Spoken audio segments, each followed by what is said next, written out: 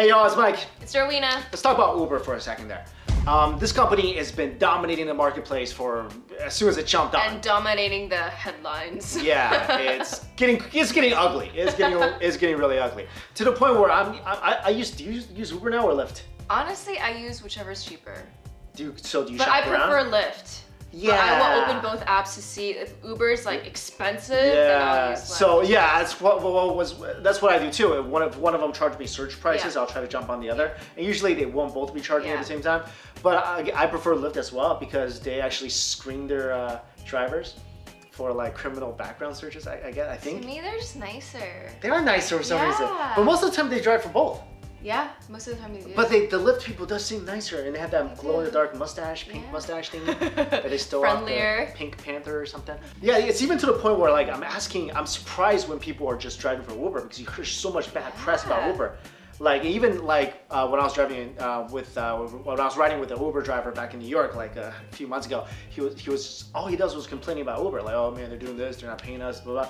Then every time I'm like, why are you guys still driving with Uber? Why don't you? There's so many options out there, especially for New York. And there's a video that just went viral of their CEO talking smack to a driver, and it got caught on a dash cam that he didn't know was there. Thankfully, he came out and he's like, for the first time in my life, I admit there's something wrong with me. I'm gonna seek help to be a better CEO and leader. So that's good. Well, let's see if he means it.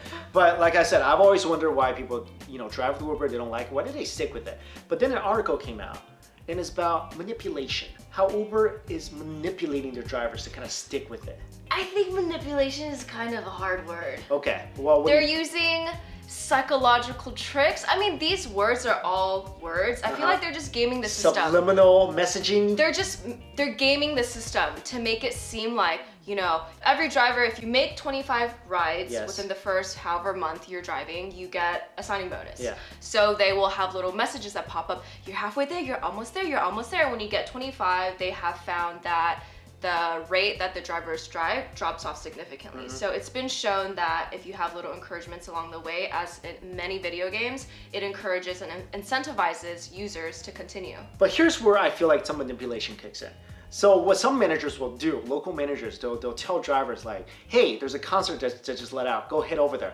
But even though most of them are men, they'll pretend to be ladies. That's messed up. And send the messages to the predominantly male drivers. Like, oh wait, so the workers of Uber? No. The workers are mainly guys, right? So when the managers are trying to send a message to their drivers to tell them about, like, go to this event, go to this game. The manager's the Uber manager. Yeah, but the Uber manager is pretending to be a girl and sending the messages out to the guys. So it's more persuasive.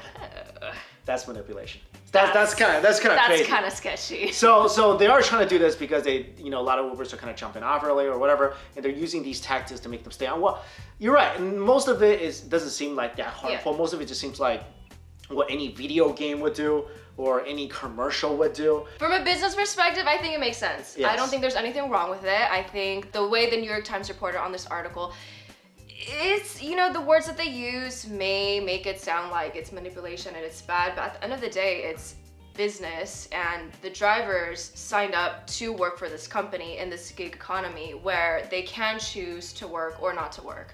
So if this is just to incentivize drivers to drive more, I don't see there's anything wrong with that. Well, then you get to the point where you're kind of pretending to be a girl. That's just weird. that part I don't agree with. That's everything else, that's some weird stuff. Using technology and using psychology to try to encourage your workers, I think that's okay. I think it's subliminal messaging. I think it's some shady stuff. Maybe. First of all, this market is saturated. They don't pay their workers enough. They're cutting costs.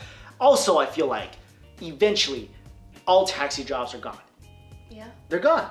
Yeah. When Dubai is already trying out automated taxis.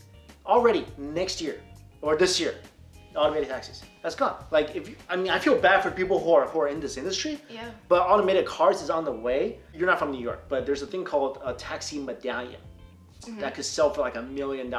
So if you have a medallion, you can own your taxi cab. That's really, really expensive. People bid on it. And like I said, upwards of $1 million. Now people are buying these, they bought these things, but now they're gone down in value because of services like Uber and Lyft.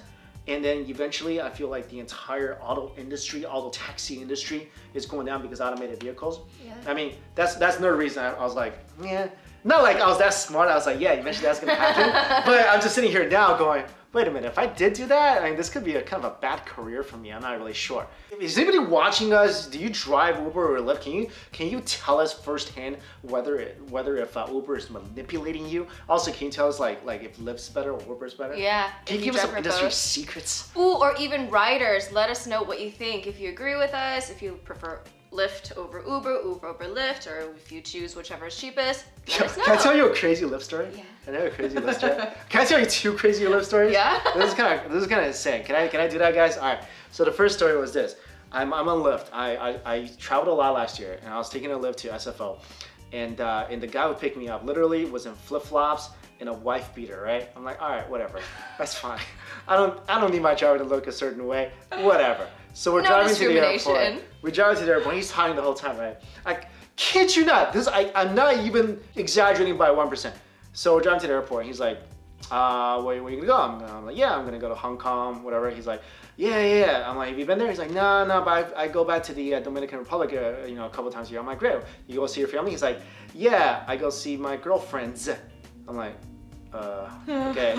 And then he's like, yeah, you don't have multiple girlfriends? Like it's something so normal to them, right? And I'm like, no. I mean, what? He's like, no, you really? Like this is just the most bizarre thing. Is that not why you're going back to Hong Kong? So yeah, he's asking, are you gonna see your multiple, anyway, that's not even the strangest part. That's not even the strangest part of this ride.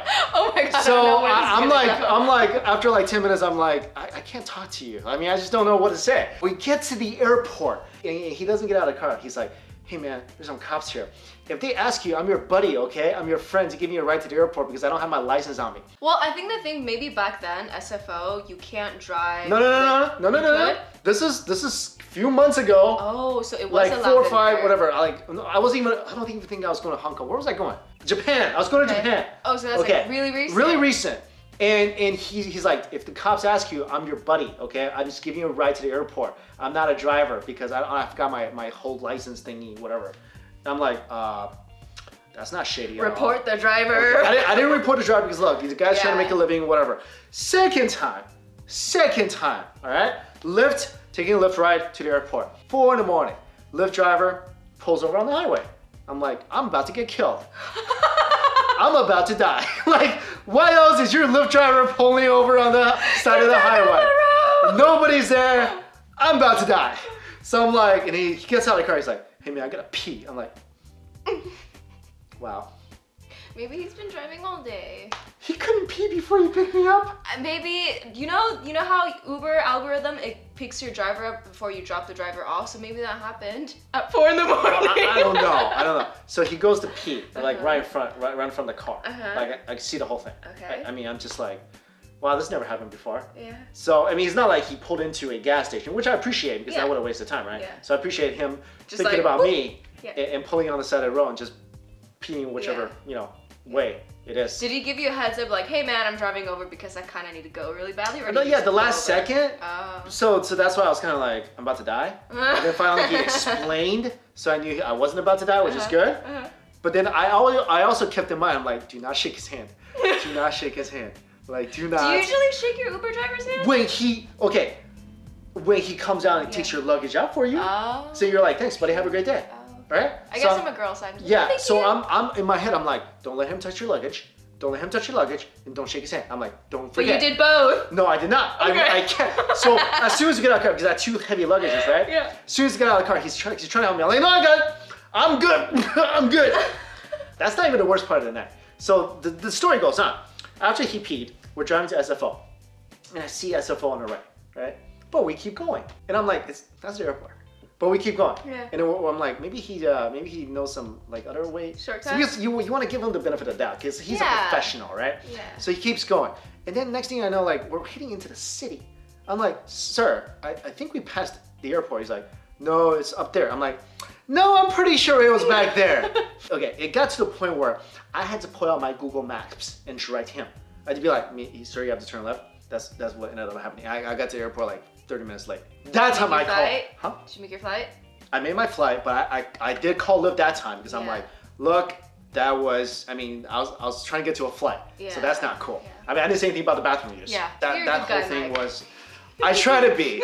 I try to be. Just, you know, I don't want to get killed on the side of the road. I have no problem with people peeing. Yeah. I just thought it was a kind of a couple strange Uber Lyft stories. So let us know your strange Uber Lyft stories in the comments. Do you have one? Yeah, I have many. You have many? Yeah. So you're I won't bore them here, but... Okay. No, I did. No, you didn't. All right. Anyway, guys, thanks for watching. See you.